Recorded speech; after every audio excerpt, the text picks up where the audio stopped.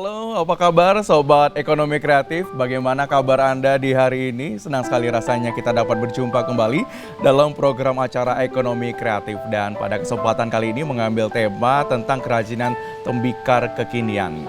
Kerajinan tembikar atau yang sekarang populer disebut dengan pottery adalah kerajinan keramik. Kerajinan membuat keramik yang bahan bakunya dari tanah liat. Dan saat ini menjadi suatu tren bagi kaula muda untuk mengisi waktu luangnya. Dan tentunya menjadi peluang usaha juga bagi yang serius menjalaninya.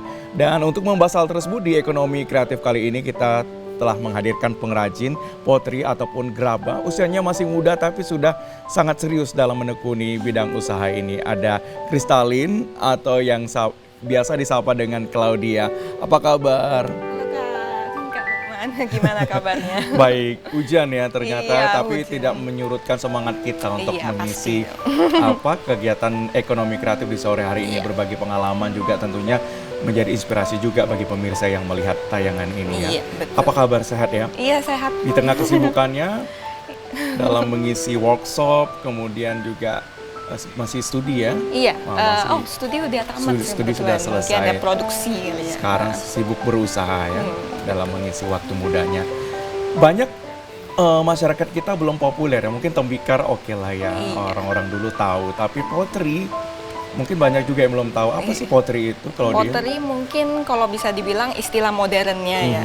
Sebenarnya pottery itu ya seni kerajinan tangan, tapi yang membuat keramik kita. Tapi dia mediumnya itu menggunakan tanah liat gitu. Jadi karena tanah liat itu sifatnya fleksibel gitu. Jadi kita itu bisa bentuk-bentuk yang bervariasi sesuai imajinasi kita gitu. Ini kan kalau dia itu masih muda ya. Karena kenapa terpikir gitu awalnya dulu memulai usaha pottery ini untuk dijadikan peluang bisnis juga? Oke. Dari mana kalau dia melihat peluang bisnis dari tembikar ini? Oke, mungkin cerita ke dulu-dulu Iya, ya, pertama flashback kali, dulu ya. flashback dulu ya. Jadi waktu pertama kali itu, saya tuh memang dulu kuliahnya itu kebetulan di jurusan seni. Nah, jurusan seninya itu di ITB Bandung Wow, kebetulan. dapat dari ITB. Keren banget ini anak Medan nih, sampai dari ITB kemudian diseriusin nih ya ilmu yang udah didapat ya. Betul. Ya, jadi di ITB Bandung itu kebetulan ada beberapa pembagian jurusan. Nah, jadi kebetulan ada satu yang namanya kriya. Nah, dan kriya ini dibagi menjadi beberapa material. Misalkan ada kriya tekstil, ada kriya keramik juga. Nah, itu kalau kriya tekstil kan dia ke bentuk yang untuk pakaian gitu ya. Nah, kalau misalkan di kriya keramik itu kebetulan ya di tanah liat gitu. Jadi kita bikin kerajinan keramik dengan menggunakan medium tanah liat. Oke, nah pemirsa, kalau pemirsa lihat nih di samping kita ada beberapa dari sekian banyak produk kerajinan yang sudah dihasilkan oleh Kristalin atau Claudia. Ini ada mug ya, Iya, cangkir ada untuk mug, minum, ada kemudian jar untuk misalkan kita taruh sesuatu gitu, taruh sembahyang ya, dupa dan sembahyang lain gitu. sebagainya. Dan ini sangat cantik sekali dipajang di ruang tamu. Dan ini bentuknya kekinian ya. Kekinian, iya. Makanya topik kita mengambil tema tembikar kekinian. Iya. Beda kalau konvensional dulu mungkin gerabah bentuknya coklat dan masih begitu-begitu aja. Tapi Betul. sekarang sudah bisa diwarnai gitu ya, Variasikan. dan variasi dengan bentuk dan sesuai keinginan kita ya. Betul. Kalau boleh tahu sih, kalau dia bahan-bahan apa saja, bahan baku dari tembikar ini apa saja sehingga nantinya bisa diolah dan menjadi produk yang istimewa. Oke, pastinya untuk bahan baku utamanya itu pastinya tanah liat ya. Tapi setelah tanah liatnya itu sudah kita bentuk, itu biasanya kita perlu juga material yang dinamakan glasir. Nah, ini tanah liat nih pemirsa bisa lihat ya. Iya, Tanah ini liat tanah jenis liat. tanah lempung atau tanah apa nih? Iya, ini diambil dari tanah dari alam, dari terus alam. nanti diproses. Proses karena kalau misalkan kita langsung ambil dari alam, dia kan banyak pengotornya.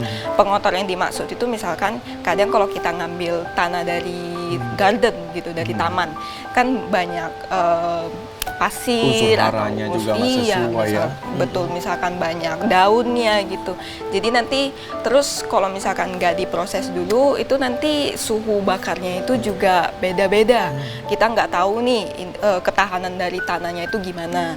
Jadi kebetulan untuk tanah yang kita pakai, kebetulan memang sudah kita proses gitu. Dan kita sudah tahu suhu untuk pembakarannya itu berapa di suhu tertentu. Jadi adalah bahan baku utamanya ada tanah liat nih pemirsa. Iya. Mungkin kalau pemirsa ini masih lihat dibungkus karena memang untuk melindungi tekstur dari tanah tersebut ya, Iya. agar tidak rusak nantinya. Nanti di akhir acara nanti kita akan minta Claudia untuk bagaimana cara tutorial dan memperagakan ya bagaimana cara singkat dalam membuat gerabah kekinian. Betul, iya. Jadi selain ada tanah liat ada apa aja? Nah, selain tanah liat, terus nanti setelah udah kita bentuk, biasanya kita bisa painting. Nah, Oke. untuk catnya itu sebenarnya warnanya seperti yang bisa kita temukan untuk melukis biasanya. Bedanya. Cat lukis itu bisa ya, itu yang Tapi biasa dipakai anak sekolah. Sebenarnya bedanya itu. Beda ya? Iya, beda. Kalau untuk cat keramik itu namanya underglaze. kebetulan. Underglaze. Yang kita pakai itu dinamakan underglaze. Nah, kenapa harus menggunakan cat tertentu? Karena dia itu kan harus melalui proses pembakaran. Jadi kalau misalkan kita memakai akrilik yang biasa untuk melukis itu nanti waktu di proses pembakarannya itu bisa nanti hilang malahan catnya. Jadi untuk cat ini kita menggunakan underglaze. Nah, ini tuh tahan di suhu sampai 1200 gitu. Baik, kita tanya-tanya tentang peluang usaha dulu ketika memulai. Kemudian Claudia, hal-hal apa saja sih yang Claudia perlu perhatikan ataupun pemirsa perhatikan ketika memulai usaha kerajinan ini di awalnya dulu? Oke, untuk hal-hal yang perlu diperhatikan tentunya dalam segi material ya dan prosesnya juga. Karena untuk dalam membuat pottery ini sebenarnya dia kan perlu proses yang sangat panjang. Daripada saat kita pembentukan itu belum langsung jadi. Dia itu harus dikeringkan terlebih dahulu, terus nanti dilanjutkan ke proses pembakaran, dan untuk proses pembakarannya itu bukan yang sekali aja. Biasanya itu sampai 2 kali. Nah, jadi dalam proses pembakaran itu kayak kita bikin kue gitu sih sebenarnya. Kalau bikin kue kita harus perhatikan suhunya itu naik gimana. Soalnya kalau untuk bikin kue biasanya kan dia ada kayak errornya, misalkan bisa gosong atau misalkan bisa bantet gitu. Nah, kalau untuk di keramik ini sama halnya, kita itu tetap harus bereksplorasi terus, bereksperimen terus. Untuk materialnya ini ketahanannya itu di suhu tertentu bisa tahan atau enggak gitu. Jadi kontrol dari segi material dan untuk proses pengeringannya itu harus benar-benar diperhatikan. Nah, itu kan dari segi bahan bakunya. Iya. Persiapan lainnya seperti modal, lokasi usaha, kemudian bahan bakunya tentunya tidak diperoleh dari sekitarnya, pasti banyak juga dari luar Sumatera gitu. Betul. Ya. Ini bagaimana ceritanya sehingga menjadi usaha yang sudah ditetapkan sekarang? Oke, tentunya dulunya berterima kasih juga ya dari kuliah, zaman kuliah apalagi di ITB itu orang-orangnya sangat suportif. Jadi saling bertukar informasi juga gitu, gimana cari untuk suppliernya dan sebagainya macam. Dan memang untuk di Medan ini memang agak sulit ya awalnya bakunya. untuk bahan baku, apalagi memang belum banyak yang menjalankan bisnis atau kerajinan pottery ini. Nah, jadi awalnya itu memang kita ambilnya itu dari daerah Jawa gitu. Nah, itu nanti di sana dikontrol lagi, kayak tanya-tanya lagi ke daerah-daerah lainnya. Nah, seperti itu. Biasa Ya, seperti inspirasinya tuh dari mana sih datangnya untuk Inspirasi. membuat suatu produk kerajinan itu? inspirasi itu pastinya dari internet ya, apalagi zaman sekarang kan Udah banyak ya di banyak Pinterest ya, juga ya. Pinterest itu Iya. banyak. Tapi kita kan nggak boleh semata-mata ngambil ide orang juga. Betul. Kita itu ya inovasikan gitu gimana. Nah, kalau misalkan dari awal zaman kuliah sih biasanya ngambil inspirasi itu dari kehidupan kita sehari-hari sih, kayak bentuk-bentuk apa yang bisa kita temukan gitu. Misalkan di sini ada bentuk bulat. Nah, dari bulat ini bisa kita modifikasikan gimana sih bentuknya. Terus kita juga harus memperhatikan fungsinya juga. Kita ini semata-mata mau bikin karya ini tuh untuk hal yang fungsional atau hanya untuk dekorasi aja. Jadi kita juga pikirkan itu sih. Modalnya gede nggak? Kalau untuk modal ya puji Tuhan dulu juga ada orang tua yang support Oke, sih. support Iya, ya. Bisa nggak untuk memulai usaha tembikar ini? Sebenarnya kalau untuk kita untuk have fun aja itu, kita cukup beli tanahnya aja juga udah bisa. Kita explore sendiri bentuknya. Tapi kalau misalkan mau benar-benar ditekuni, jadi kita itu tetap harus ada ovennya. Kalau bisa dibilang ovennya itu lumayan ya harganya. Terus nanti kan pesannya itu pasti di daerah Pulau Jawa gitu. Jadi ongkirnya kan lumayan ya sampai daerah Medan. Jadi modal yang paling besar itu biasanya di equipment-nya sih, di tools-nya gitu. Menarik ya pemirsa ya, ini masih muda tapi sudah concern.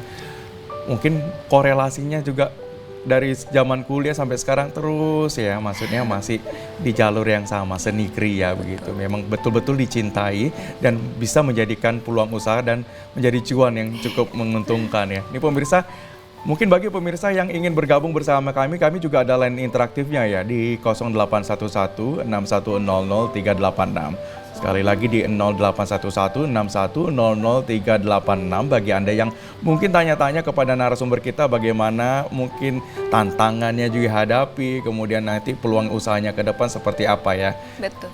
Oke, silakan berhubungan dengan kami di line telepon tersebut. Kami juga punya visualnya, nanti kami akan bisa share juga kepada pemirsa, nanti kita juga bisa tanggapin ya seputar visual yang akan nanti ditampilkan di layar kaca kita. Claudia, kalau boleh flashback ke belakang seni kriya sampai sekarang, bagaimana perkembangannya generasi muda ini untuk menekuni dan mengenal seni kriya?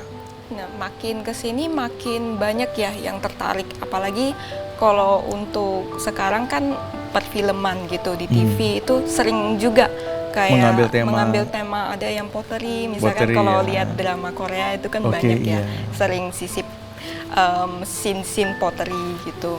Nah, ada juga yang kayak untuk fashion gitu, kriya. Nah, kalau misalkan dibilang sih makin kesini udah makin berkembang ya, dan senang sekali sih menurut saya untuk lihat perkembangan dari kriya itu. Dulunya itu pasti nggak pernah dengar gitu. Ada ya kriya keramik gitu. Nah, sekarang kan dengan memperkenalkan ini, apalagi misalkan di daerah Medan yang bisa dibilang belum banyak yang tahu, itu jadi sekarang orang tahu kalau ternyata ada jurusan yang namanya kriya keramik gitu sih. Jadi lumayan berkembang sih. Lumayan sekarang. Berkembang dan cukup menjanjikan ya? Iya, menjanjikan juga. Baik, tadi sudah cerita tentang bagaimana perjalanannya ketika memulai usaha ini, dari modal, kemudian dari bahan bakunya. Nah, untuk lokasi usaha ini perlu nggak untuk suatu kerajinan gerabah ini? Diperhatikan misalnya jauh dari rumah penduduk atau kalau dia kan tinggal di perkotaan ya, di inti kota Medan, itu bagaimana kaitannya dengan usaha yang dijalankan saat ini? Apakah menjadi suatu hambatan atau tantangan juga? Kalau dibilang tantangan sih sebenarnya ada sedikit ya, tapi sebenarnya bukan menjadi sebuah hambatan juga. Soalnya walaupun kita itu nggak ada lokasi tertentu, seperti saya untuk Caramel Smith Pottery ini sebenarnya memang belum ada lokasi sih, belum ada offline store-nya, tapi memang kita itu sering adakan workshop gitu di beberapa kafe di daerah kota atau misalkan di daerah-daerah pinggiran lainnya juga kita sering kadang ada kolaborasi gitu. Jadi sebenarnya untuk lokasi yang penting nyaman aja. Kalau lokasi itu bisa dibilang poin terakhirnya sih. Yang penting gimana sih effort kita dan kayak niat kita itu terhadap kerajinan tangan ini. Kalau misalkan kita memang senang gitu dengan kerajinan tanah liat, kita bisa bikin di mana aja sih sebenarnya. Soalnya untuk bikin kerajinan tanah liat kan cukup ada tanah liatnya dan juga ada air gitu. Jadi kalau misalkan kita mau bikin misalkan di sini gitu juga bisa. Jadi untuk lokasi sebenarnya fleksibel. Baik, jadi selain bentuk yang cantik pemirsa, ternyata membuat gerabah ini ternyata banyak sekali manfaatnya. Tentu aja pengen tahu ya seperti apa manfaat dari membuat gerabah. Banyak hal-hal positif yang bisa diambil dari dalam membuat gerabah. Kami akan kembali usai jeda berikut, tetaplah bersama kami.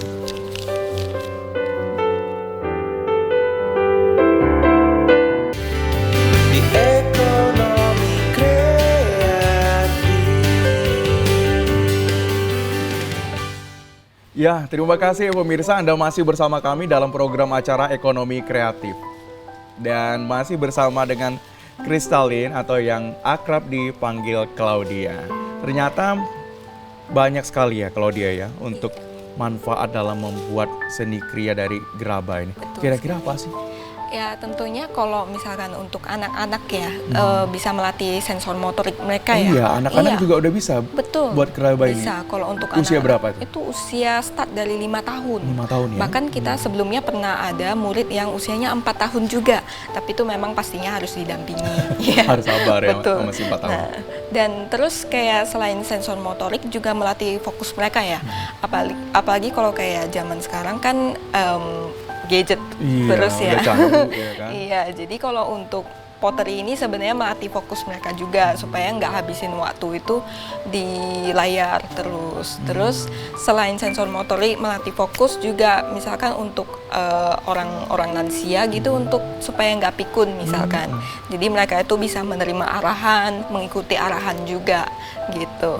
Dan juga selain poin-poin itu juga tentunya dalam segi bisnis juga kita bisa menambah pemasukan kita juga sih. Kayak misalkan ada beberapa orang yang atau peserta yang udah setelah ikut workshop kami gitu, mereka di rumah sering bikin sendiri juga gitu.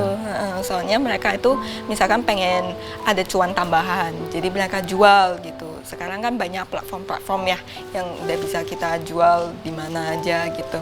Dan mereka itu misalkan kalau yang di rumah bikin dan nggak ada oven misalkan, itu bisa juga di firing service di kita. Oh iya. Soalnya kita kan ada ovennya. Bahan bakunya juga betul, tersedia bahan ya? baku juga bisa beli di kita gitu. Nah, jadi nggak usah sibuk-sibuk tuh cari di marketplace Iya, ya, betul. cari-cari di toko-toko di. Betul. Ternyata sama orangnya langsung Iya, ada. bisa. Ternyata memang hebat ya. Kalau kita berbicara tentang Claudia ini, selain banyak ide-ide kreatifnya, ternyata juga menjadi peluang bisnis juga, menjadi workshop Betul, ya. betul. Kita buka workshop juga ya. Iya, buka Pemirsa, workshop. mungkin bagi pemirsa yang ingin mengikuti workshopnya Claudia tuh biasa gimana cara daftarnya? Nah, sebenarnya untuk jadwal-jadwal workshop setiap bulan itu kita sering bukanya 2-3 kali. Jadwalnya itu sering kita posting di Instagram kita kebetulan di Caramels Made. Karamel? Caramels Made. Nah, jadi caramels plus handmade, made-nya gitu. Oke, itu Nah, bisa di follow ya pemirsa ya. Iya, Nah, betul. kemudian Nah. bisa mengetahui jadwal-jadwal dari workshop yang biasa diadakan oleh Claudia. Biasa range usianya usia berapa aja yang ikut range workshopnya? usia paling banyak dari anak-anak usia 5 tahun sampai nggak terbatas sih. Sebenarnya hari itu ada yang usia 80 tahun juga pernah ikut.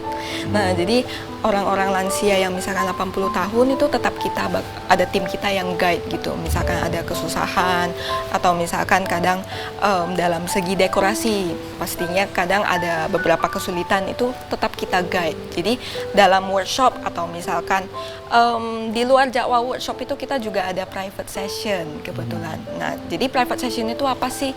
Misalkan kita ada event-event seperti misalkan birthday event, acara ulang tahun, corporate gathering, atau misalkan bridal shower dan lain sebagainya itu juga bisa. Jadi Bridal kita shower ya bisa iya juga ya? bisa. Jadi bisa mengisi waktu nggak hanya ketawa-ketawa Iya, bercanda, tapi bisa betul. mengisi waktu positif ya bridal Iya, shower betul. tuh. Ternyata Betul. bisa untuk workshop Iya, buat betul. gerabah ya. Betul.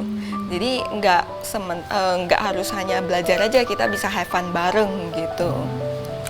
Atau mungkin bosan kencan di mall, di kafe, Iya, ya betul. bisa kencan di tempat workshop nih. Iya, Kita ada visual nih yang bisa pemirsa saksikan seputar kegiatan workshop yang diadakan oleh Kristalin atau Claudia dalam mengisi waktu ataupun bisa juga dalam berbagi pengalaman dan berbagi ide bisnis tentunya. Silakan. Nah, ini dia pemirsa ya. Ini cara buat gerabahnya nih. Dari bahan baku tanah liat ya, bisa dibuat seperti cangkir saja atau ada bahan-bahan baku lainnya ataupun dalam bentuk lainnya yang bisa Bentuk dibuat selain cangkir atau mangkok gitu. Pastinya tidak terbatas ya. Misalkan kita mau bikin patung juga bisa kadang. Tapi memang untuk beginner biasanya kita itu lebih ke cangkir, mangkok atau misalkan piring. Nah ini ya peserta workshop ya dari anak-anak, remaja putri, bahkan remaja putra banyak juga yang ngikuti. Betul. Dan ini juga bisa menjadi inspirasi corporate juga ya, mungkin bagi pegawai-pegawai yang menjelang purna bakti ya, Betul. bisa belajar buat pottery ini Betul. untuk menjadi peluang usaha ataupun mengisi hari tuanya dengan kegiatan yang positif ya. Betul. Oke, itu tadi pemirsa kegiatan workshop dari sekian banyak workshop yang bisa diikutin di Caramel Handmade ya, Caramel Smith. yang dibuat oleh Kristalin ataupun Claudia. Baik, Claudia, untuk omset ya, kita berbicara tentang omset tadi dari modal, kemudian bahan baku, omset bersih dari membuat gerabah ini seperti apa? Cukup menjanjikan atau ya cukup lah untuk beli sesuatu yang diinginkan gitu ya? Ya tentunya tergantung usaha ya, tergantung effort kita itu gimana juga. Kadang misalkan kalau misalkan kita benar-benar fokus ini sebagai income utama kita gitu, ya kita harus repeat order terus, atau misalkan ngajarnya itu lebih rajin, buka kelasnya itu lebih sering lagi, atau misalkan nggak hanya itu, kita kayak buka peluang lainnya, misalkan custom order, misalkan souvenir untuk pernikahan, atau misalkan cenderamata gitu. Nah itu bisa menaikkan omset juga sih. Tapi untuk sekarang sih menurut pribadi gitu ya cukup menjanjikan. Cukup ya. Berapa persen tuh kira-kira? Ada deh. Kemudian untuk segi pemasaran, biasa untuk produk gerabah ini, segi pemasarannya apakah memang harus ada toko online, offline yang disediakan, atau bagaimana sih cara Claudia dalam memasarkan produk-produk gerabah ini? Tentunya kalau untuk marketing itu, kalau misalkan ada offline store-nya itu pastinya lebih baik ya. Jadi misalkan orang-orang itu bisa datang untuk lihat contohnya itu seperti apa. Misalkan mereka itu mau bikinnya bentuknya itu apakah bisa terwujud atau enggak. Tapi biasanya sih kalau untuk lokasi gitu tidak harus sih gitu. Jadi kita itu bisa marketingnya itu lewat sosial media juga. Misalkan di platform-platform lain juga bisa. Misalkan yang paling utama itu kalau kebetulan kita itu di Instagram, dan akhir-akhir itu kita sering posting di TikTok juga gitu. Nah, jadi untuk marketing itu sendiri ya kita itu harus rajin-rajin bikin konten tentunya. Jadi ada juga kita itu promosi bisa menggunakan brosur. Jadi kita itu titip misalkan kerjasama gitu di beberapa kafe, terus kita itu taruh flyer kita di sana gitu. Dan juga sering-sering kolaborasi dengan beberapa lokasi sih, kafe gitu. Jadi supaya engagementnya itu tidak hanya semata-mata di layar HP aja, jadi bisa di face to face. Soalnya yang main gadget, main sosial media juga pastinya nggak semua orang juga ya, nggak aktif terus-terusan juga gitu. Jadi kita itu tetap harus ada istilahnya offline-nya itu wujudnya itu gimana juga sih. Gitu. Tuh tadi beberapa tips sudah dibongkar dari Claudia nih, bagaimana cara kita dalam maintenance ataupun cara kita dalam menjalankan roda perekonomian di bidang gerabah ini ya. Betul. Kalau di usaha ini perlu nggak adanya karyawan? Kalau ada, apa aja sih karyawan tuh tugas-tugas yang dalam usaha gerabah ini? Oke. Kebetulan kalau sejak awal itu kebanyakan saya sendiri sih yang urus semuanya gitu. Tapi saya juga bersyukur ada orang tua saya yang suportif. Jadi mereka tuh sering menemani gitu. Kalau misalkan saya lagi ada workshop gitu, sering ada kontribusi. Jadi dukungan juga yang positif dukungan. ya. Jadi dalam kalau misalkan ayah saya itu sering di bidang dokumentasi gitu. Terus seperti sekarang ini ada halo papa. Nah, terus kalau misalkan mama juga biasanya sering juga promosi dari mulut ke mulut gitu ke teman-temannya. Dan juga ada teman-teman saya yang sering ikut promosi juga gitu. Jadi sebenarnya untuk kebanyakan semuanya itu saya sendiri kebetulan. Tapi kalau untuk karyawan atau asisten istilahnya itu perlu. Kalau misalkan sudah ramai ya, apalagi kalau mengajar itu kadang kalau misalkan kami sendiri gitu, itu kan agak keteteran misalkan istilahnya. Jadi untuk karyawan sih sebenarnya diperlukan pada saat kalau mengajar lagi rame aja gitu. Baik, dalam membuat suatu gerabah, Claudia, itu ada kan tentu faktor-faktor nilai-nilai estetika dalam membuatnya. Nah, bagaimana cara Claudia itu dalam menerapkan nilai-nilai atau faktor-faktor estetika dalam membuat suatu gerabah sehingga nanti menjadi suatu kerajinan yang sangat indah dipandang mata? Oke, karena ini kerajinan tangan ya, kerajinan tangan tiap orang itu pastinya berbeda. Apa yang saya bikin dengan misalkan Kak Luman bikin pastinya beda hasilnya. Dan taste-nya ini juga beda-beda, iya, taste-nya itu juga beda, warnanya, bentuknya itu pasti beda. Jadi sebenarnya untuk handmade pottery ini itu kayak menambah value-nya itu di limited edition-nya itu istilahnya. Jadi bentuk yang hari ini kita bikin dengan besok kita bikin itu belum tentu sama, walaupun misalkan 90% sama gitu ya. Jadi yang membuat dia ada nilai estetikanya itu ciri khas dari bentuk atau warna-warna yang kita pakai itu seperti apa. Nah, kebetulan kalau untuk ciri khas yang saya bikin itu lebih ke temanya itu yang cute ya, yang lucu gitu. Yang lucu ya? Iya. Dan yang anak-anak suka gitu. Betul. Jadi, mama beli itu. Iya, mau nggak mau dibeli deh. Ini salah satu trik marketing juga ya, untuk bisa produk-produknya diterima di semua kalangan, termasuk anak-anak. Pemirsa lucu ya. Ini bisa jadi tempat apa aja ya, serbaguna itu ya. bisa untuk taruh perhiasan, bisa, atau misalkan kita mau taruh dupa aromaterapi itu juga bisa. Ini lucu ya pemirsa ya. Selain dari bentuk, ada banyak lagi ya bentuk-bentuk banyak. lainnya. Pemirsa bisa lihat nih di yang sudah dipajang di rak kita nih. Kebanyakan nih muk ya. Iya, jadi kebetulan utamanya itu kita fokusnya di muk karena kita itu selain estetika kita juga memperhatikan kayak fungsinya itu apa. Kalau misalkan kita bikin muk sendiri dari hasil karya tangan kita itu waktu kita minum pakai muk itu rasanya ada rasa bangga tersendiri Ada gitu. Ini buatan iya, buatan saya. Gitu. Atau mungkin pasangan muda yang mengisi waktu pacarannya ya daripada jalan-jalan ke mall atau jalan-jalan kemana begitu bisa mengisi waktu positif begitu ya. Betul. Terus dengan mengikuti workshop ya bisa buat kenang-kenangan juga dari souvenir tersebut ya. Bisa dijadikan hadiah untuk orang-orang tersayang juga tuh bisa. Jadi memorable gitu ya, apabila dipajang begitu. Betul. Ya, pemirsa kami juga buka interaktif juga bagi Anda yang ingin menyaksikan kami selain di layar televisi. Bagi Anda yang ingin tanya-tanya bisa langsung di 0811 6100 386 di 0811 6100 386. Baik, tadi produknya banyak dibantu dalam proses pemasarannya dengan media sosial.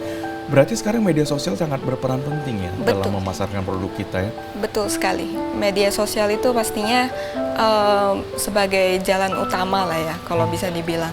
Supaya orang-orang itu lebih tahu juga kalau kita itu exist loh gitu di sini.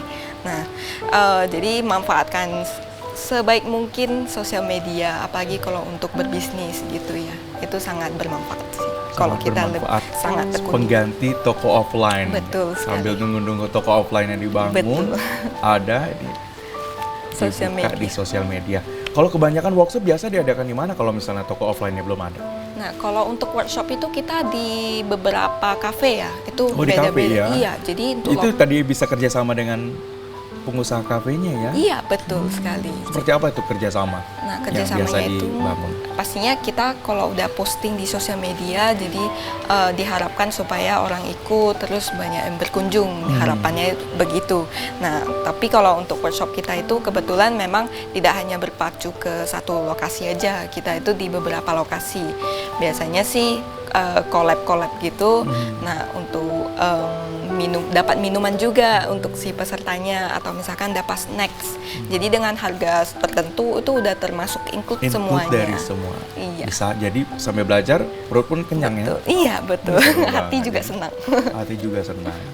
Bagi Anda yang ingin ikut workshopnya bisa dicek ya di Instagramnya Mbak Claudia ini atau Kristal ini di Caramel Handmade. Kami akan kembali usai jeda berikut. Tetaplah bersama kami.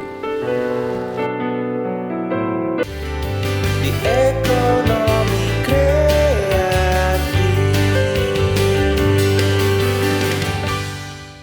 Nah, masih bersama kami di Ekonomi Kreatif. Sesuai janji kami di awal tadi, kita akan lihat dan kita akan paksa atau suruh Kristalin ini bagaimana cara membuat tutorial singkat membuat gerabah yang cantik nih. Pemirsa juga harus catat nih bahan-bahan apa saja yang diperlukan ya dalam membuat gerabah kekinian ini.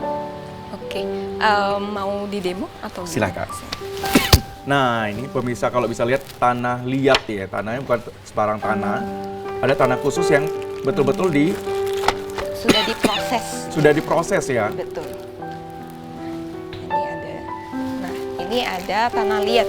Jadi tanah liat ini awalnya sebelum kita bentuk harus kita gemblong istilahnya. Gemblong itu kayak misalkan kita bikin roti, itu kita ulek dulu. Nah, fungsi dari ulekan ini tuh supaya apa? Supaya mana tahu di dalamnya itu ada gelembung udara yang nantinya gelembung udara ini bisa menyebabkan retakan kalau misalkan waktu kita bakar. Jadi dalam membuat pottery ini ada resiko tertentu, contohnya seperti cracks. Nah, itu cracks itu disebabkan adanya udara. Nah, jadi untuk menghindari udara tersebut, awalnya itu kita harus padetin dulu clay-nya. Nah, untuk ini sekarang kan bentuknya cone segitiga gitu. Kita akan bikin ini menjadi sebuah bentuk bola. Caranya itu kita tepuk menggunakan telapak tangan kita gitu. Sambil kita putar-putar supaya clay-nya itu padat. Nah, biasanya untuk tahap ini itu fleksibel ya, kita bisa sambil nonton lebih serunya. Sambil ngerumpi, sambil nonton gitu. Jadi sebenarnya tapi ngerumpinya harus positif biar hasilnya juga baik ya. Betul. Jangan gibahin orang nanti hasilnya jelek. Iya. Soalnya untuk pottery itu sebenarnya dia menyerap energi positif kita gitu. Kalau misalkan kita agak pesimis bilang, aduh ini bakal retak lah nanti retak. Beneran itu nanti. Jangan ya. Iya, kita jangan. Jadi kita itu harus bilang kata-kata positif lah istilahnya gitu. Nah, ini kalau misalkan udah agak padat, itu udah bulat. Kalau misalkan ada garis bisa kita usap aja gitu. Nah, terkadang kalau kita bikin kerajinan tanah liat ini karena sifatnya itu menyerap air, jadi tangan kita itu bisa kadang agak kering gitu. Nggak apa-apa, kita ada air di sini, bisa kita taruh sedikit saja di tangan kita gitu. Oh iya, sedikit aja. Iya, sedikit aja. Karena kita nggak mau dia terlalu basah. Kalau dia terlalu basah, dia nanti malah jadi slime ya. Nah, kalau misalkan udah padat, udah bulat seperti ini, barulah kita opening. Nah, cara untuk opening itu biasanya kita taruh di setinggi badan kita terlebih dahulu. Terus kita lihat bagian tengahnya itu yang mana, kita kasih tanda pakai jempol kita. Sehingga dia ada tanda seperti ini. Gitu. Nah, nanti kita bakal pakai air, celup air jempolnya, kita pakai jempol di push sampai ke bawah. Tapi waktu kita push itu jangan sampai bagian bawahnya itu bolong, karena nanti dia udah nggak jadi mak lagi. Nah, jadi kita setelah udah di push, tangan kita itu pastinya stuck seperti ini. Nah, cara untuk kita keluarkannya itu gimana tangan kita supaya nggak kesleo. Nah, kita itu pakai jempol masuk ke dalam, 4 jari kita itu di luar. 4 jari kita ini agak ditahan. Nah, baru jempol kita yang di dalam stuck ini kita dorong keluar sambil clay-nya itu diputar. Nah, diputar makin lama makin lebar. Nah, kalau misalkan dia ada crack seperti ini, itu hal yang Wajar. normal karena awalnya itu dia compact. Terus kita paksa dia untuk kebuka sehingga akan terjadi scratch, retak. Kalau misalkan retak, kita tutup kembali, kita smudge aja pakai tangan kita. Nah, nanti kalau udah buka seperti ini istilahnya itu masih mati lampu karena gelap bagian dalamnya. Jadi kita mau hidupin lampunya itu seperti apa sih? Kita pakai jempol dan telunjuk kita, celup di dalam air, baru kita cubit. Jadi teknik itu yang kita pakai sekarang namanya teknik cubit. Teknik cubit itu biasanya untuk kita bikin bentuk-bentuk silindris seperti gelas. Nah, kalau misalkan udah agak gede seperti ini istilahnya udah hidup lampu. Nah, baru untuk cup ini terbagi atas 3 seksi. Yang pertama itu bagian dekat base-nya, yang kedua itu tengah, dan yang ketiga itu bagian dekat mulutnya. Jadi waktu kita tahap sekarang dinamakan pulling. Pulling itu ditarik ke atas. Jadi kita tuh harus lakukan secara step by step dari bawah naik ke atas. Jadi kita bisa taruh di seperti ini, pakai air lagi. Kita pulling, tarik naik ke atas sambil diputar. Nah, sambil diputar. Nah, kebetulan di sini kita itu ada meja putar. Nah, meja putar itu nggak harus yang spesial khusus banget. Ini itu kebetulan untuk biasa kita bikin kue, dekorasi Oh kue. iya, bisa ya? Iya, bisa juga. Yang penting dia bisa berputar hanya untuk membantu proses kita saja. Terus kita taruh di tengahnya dan kita bisa puling lagi, tapi dengan bantuan meja putar. Jadi kita itu nggak pegang clay-nya terus menerus supaya tangan kita itu nggak pegal. Iya. Nah, jadi kalau ini pakai lagi air supaya kita itu lebih gampang untuk puling clay-nya. Nah, makin lama dia itu bisa makin tinggi dan dia itu ketebalannya itu jangan terlalu tebal kalau untuk cup, karena kalau terlalu tebal nanti dia bisa jadi berat. Nah, jadi kita dipuling lagi gitu. Nah, nanti setelah sudah kita puling, nah kebetulan di sini ada alat-alat yang bisa kita gunakan untuk mempermudah proses kita. Nah, ini ada yang namanya scraper. Nah, alat ini bisa kita pakai 4 jari dimasukkan ke dalam. Nah, scraper ini kita cara pegangnya, yang melengkung ini keluar dan yang lurus ini di arah kita. Jadi kita pegangnya seperti ini. Nah, baru ini bisa kita scrape. Nah, bisa kita rapikan. Ini itu bukan hanya untuk Makeup, merapikan. Iya, betul. Ini seperti make up juga. Jadi ini tidak hanya untuk merapikan si cracks yang ada di cupnya, tapi juga supaya membantu meninggikan juga. Jadi ini sebenarnya butuh tenaga badan kita juga sih. Jadi kita itu lebih bagus kalau waktu proses scraping ini kita berdiri biasanya sih seperti itu. Tapi ini kita demo singkat untuk supaya lihat prosesnya itu kira-kira seperti apa. Nah, nanti kalau misalkan semuanya itu sudah rapi, itu nanti bisa kita pakai spons. Nah, ini ada spons, misalkan ini masih banyak cracks-nya atau garis-garis hasil scrape-nya. Nah, kita pakai air, celup sponsnya, terus bisa kita hilangkan. Nah, jadi dia nanti rapi. Oh ya, langsung rapi ya? Iya, betul. Jadi untuk bagian atasnya ini juga pelan-pelan dirapikan semuanya. Jadi apapun itu sebenarnya untuk alat itu cuma tambahan untuk mempermudah saja. Tapi sebenarnya semuanya itu balik lagi ke tangan kita. Seperti itu. Ini cara singkat. Udah selesai nih? Belum lebih kurang seperti Lebih kurang itu. seperti Biasanya ini. kalau misalkan cupnya itu udah jadi, kita itu dekorasi. Nah, dekorasinya itu kalau misalkan kita Dibakar mau dulu?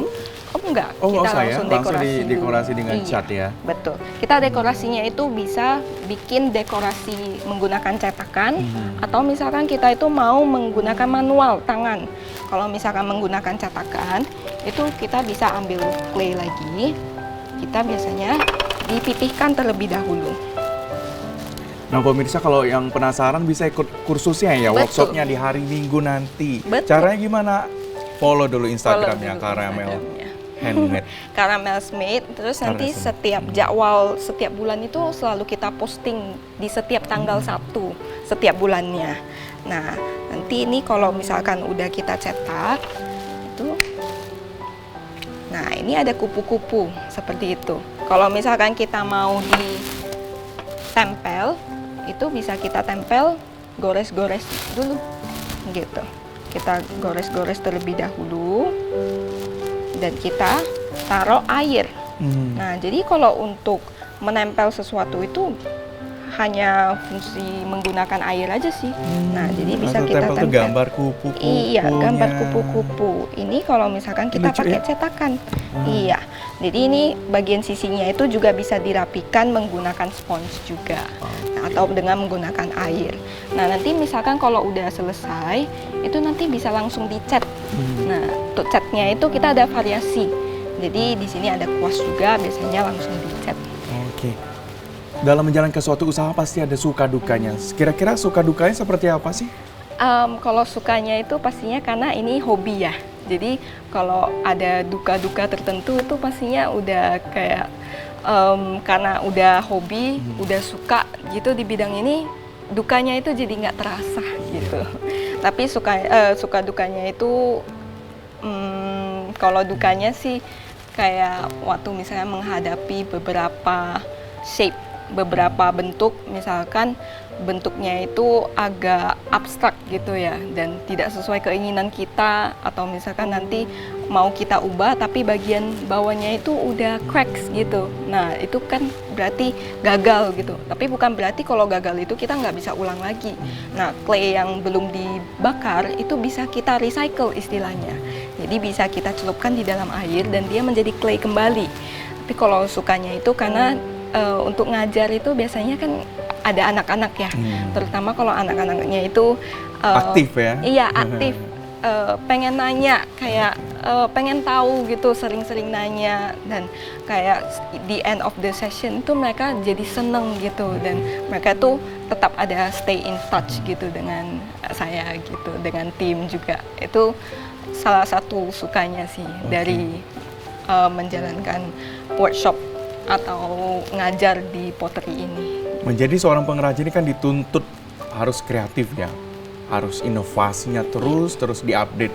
Kira-kira untuk ke depan inovasi apa yang akan dibuat dari pottery ini? Mungkin untuk dalam sekarang kan tekniknya itu yang diajarkan baru teknik manual ya. Untuk kedepannya pastinya kita akan provide yang mesin, wheel throwing gitu. Dan juga diharapkan mungkin ada lokasi offline store-nya, dan juga misalkan ada tema-tema workshop yang lebih banyak lagi, bukan hanya sekedar cup, tapi misalkan yang lebih bervariasi untuk misalkan kelas yang lebih intermediate atau misalkan yang lebih advance seperti itu. Jadi untuk bentuknya itu tidak hanya cup saja gitu, tapi lebih bervariasi. Sehingga kalau nanti misalkan ada murid-murid yang sudah belajar beginner dan pengen melanjutkan yang lebih advance lagi, mereka itu udah bisa ikut kelas kita juga gitu. Baik. Kemudian untuk sebuah usaha gerabah atau pottery ini, apa yang menjadi kekuatannya kira-kira? Dan mungkin yang terakhir, pertanyaan terakhir, yang menjadi harapan seorang Kristalin ataupun Claudia, si gadis gerabah ini, kira-kira seperti apa ke depannya? Dan pastinya harapan saya itu semoga kerajinan gerabah ini lebih makin dikenal lagi. Bukan hanya di Medan saja, tapi di seluruh Indonesia, atau misalkan di luar negeri juga boleh gitu. Dan tentunya orang-orang itu lebih lebih menghargai handmade piece, bukan hanya di gerabah ini saja, tapi kerajinan-kerajinan tangan lainnya juga dengan medium lainnya. Sehingga apabila harga-harganya itu memang bisa dikategorikan sebagai agak mahal sedikit, itu orang itu tidak hanya menilai dalam segi materialnya saja, tapi dalam segi effort dan waktu yang diberikan pada saat proses membuat handmade piece tersebut.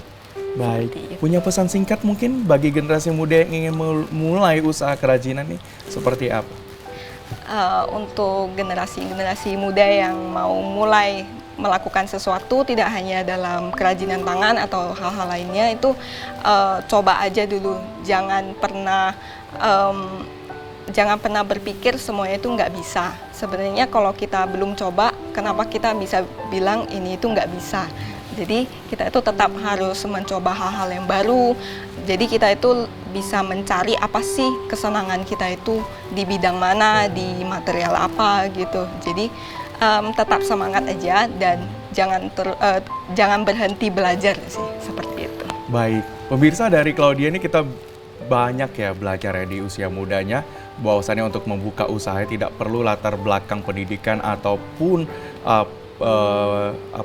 tidak butuh ijazah gitu, tapi adalah kemauan dan kerja keras, semangat untuk memulai. Betul. Di usia muda sudah membuat usaha yang cukup menjanjikan, tidak hanya menjanjikan tapi juga bisa berbagi pengalaman dan pendidikan ya bagi generasi muda dan bagi sekelilingnya. Terima kasih Kristalin atau Claudia yang sudah hadir pada kesempatan kali ini.